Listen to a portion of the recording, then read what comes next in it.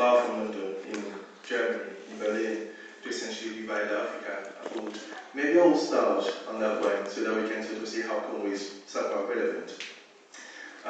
Some of you would know also this year marks just about 147 since African people became officially citizens of the United States. And interestingly, 20 years later, after slavery had been abolished in the US and across the world, European power met and decided to divide Africa. And the source, the reasons that meeting took place was Congo. Up until that time, there was a gentleman, he's Scottish, his name is Dr. Livingstone, who had gone missing in Africa and Tanzania. And the British newspaper, the Daily Telegraph to be more precise, and the New Yorker in the US, found a Welshman, Henry Morton Stanley, and decided to send him to Africa to find this gentleman who was the finest Victorian gentleman of that time, Livingstone. And Stanley essentially became the first European to have crossed Congo from the eastern side all the way to the western side. Before that, European only ventured around the coastal area of Africa. No one ventured inside because there were all sorts of rumors. There were flying snakes and dragons and all sorts of things. And after that, you had the Portuguese, who were the first European to have reached Congo, beginning to sort of claim that that land belongs to us. And you had the French, who had also sent a team to sort of discover what Congo had to offer, and the Belgians, and so forth. So we had a crisis in Europe.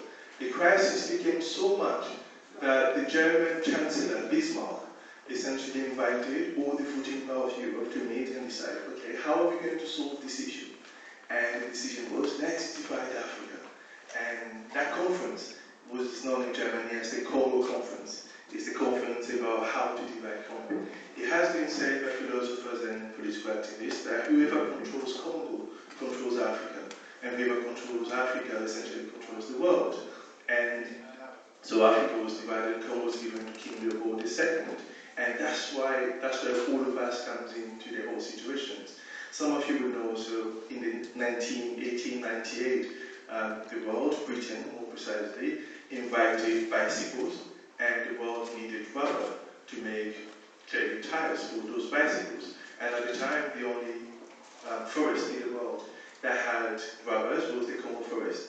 So King Leopold II, some of you will know, essentially recreated slavery for the second time in Congo, and in a space of 25 years, from 1885, when the Berlin Conference or the Congo Conference came to an end, and Congo was given to him as a private property. So everything, all of us, the land, the people, the animals, the rivers, the lakes, the natural resources, everything belongs to this gentleman, this one person, King Leopold II. So from 1885 to 1908, when King Leopold II would be forced to give up Congo, 10 million people would be killed in that land. And the reason they would be killed because of the slavery system which King Leopold II had created. So the system was really simple. We see the same strategy in today's world, which was, you know what, do you not use your bullets to kill people because bullets cost money? And Colonial and King Leopold II wanted to save as much money as possible. So the strategy was simple. If you killed a person, you had to prove that you killed a person. And the way you prove that you actually killed a person, you use your bullet in the right way was to have to chop their right hand and bring it to the king to show that he actually used my bullet. And so that is part of the story. That's the first part of how Congo comes into effect with us. So the first, one of the biggest industrial development in Europe, in Britain and across Europe, bicycle was founded or fueled in Congo by Congolese, with Congolese death. And then we find ourselves in the First World War. Some of you will know the word, the town called Somme in Belgium. 75%, so European died clearly in that part of the world, but the killing was done using Congolese natural resources. 75% of the casting brass, all the bullets used in that part in Europe during the First World War was made using Congolese natural resources, Congolese cobalt and copper. So that's another way Congo comes into effect. And it's also significant because a couple of days ago marked 70 years since Hiroshima and Nagasaki. And some of you will know also that the natural resources or uranium used to bomb and SID equally also came from Congo.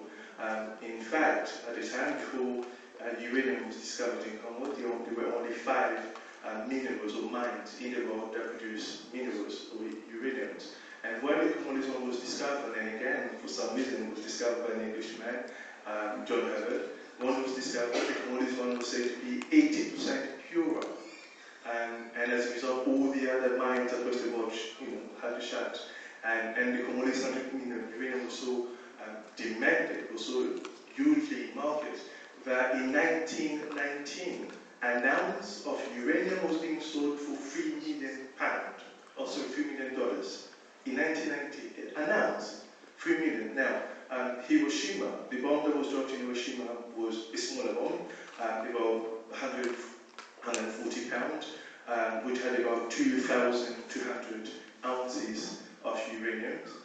99% of those ounces of those uraniums exploded in the air. Only 5% of it actually had an impact.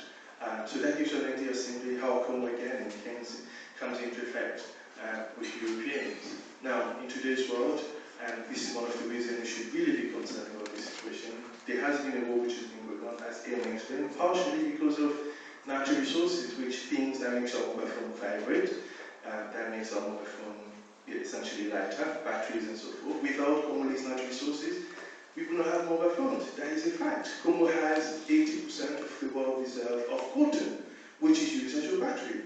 So without Congo, essentially, we will not have the batteries that we have, and nor the mobile phones that we have. And the smarter your mobile phones, and clearly the more natural resources, cotton and tungsten and tin and gold it has.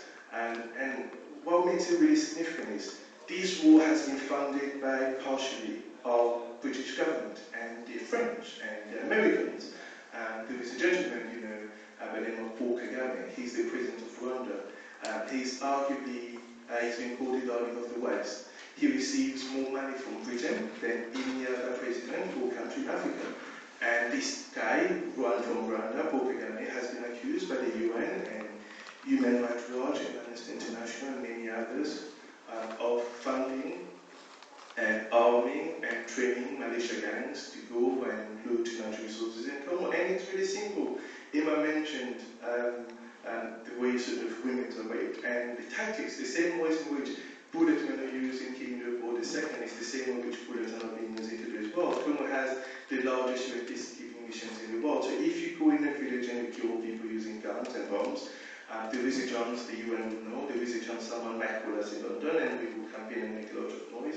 So what militia gangs do, essentially they will lay a siege on a village, and for days and weeks on end, they will rape anyone from that village, men, women and children, anyone that ventured into the forest or for water or anything was hurt. They will be raped until the entire village decides, we've had enough and we have to leave. In 2004, one of the biggest crimes happened. In one single weekend, 16,000 women were raped. So this gentleman, his name is Laurent Kunda, he's still alive and he's still free, he lives in Rwanda, took the control of a town called Bukavu. And once he took control of that town, he said to his soldiers, his militia gangs, that this town is yours for the weekend. And from Friday night to Monday morning when the report out, 16,000 women were raped. And we know the 16,000 women were raped because those are the 16,000 women who came to seek medical assistance from Médecins Sans Frontières and the likes. And we know many more were raped, but they kept quiet because if indeed Congo remains very socially conservative, if you say, I've been raped, your husband, your family would abandon you. So this Congo matters to us in many ways. And it's really significant that we ask ourselves why and how come we do not have all this information, and how come there isn't enough protest or enough rage about the killings in that part of the world. And another reason that we should also be significantly concerned is, there couldn't possibly be another Africa without a stable Congo. It sits right at the heart of Africa, the only country that has connection in the north, in the east, in the south, and in the west, which essentially means prosperity in the south in South Africa cannot be linked to prosperity in the north if the center is not functioning. Prosperity in the east is similarly cannot be linked to prosperity in the west. So that is also crucially significant. And my message is really simple. We need to raise more awareness. We need to tell the world. We need government, the British government particularly, to stop supporting and funding men with guns in Africa. And Paul Kagame is one such example. It makes no sense that in today's world that we continue to fund criminal wars in that part of the world. Over 6 million people have been killed, and when we speak of that 6 million people, I mean, it's equivalent to having a 9/11 every single day for 360 days, then have the total number of people who died in the Rwandan genocide, who died in the Great Tsunami of Asia in 2005, and everyone who died in Hiroshima and Nagasaki, and combined and then doubled, and we still do not reach 6 million people. I mean, surely this could not have been accepted if those 6 million people had been dead or killed in Europe. And it makes no sense that we should keep quiet while they're being killed in Africa. So, thank you.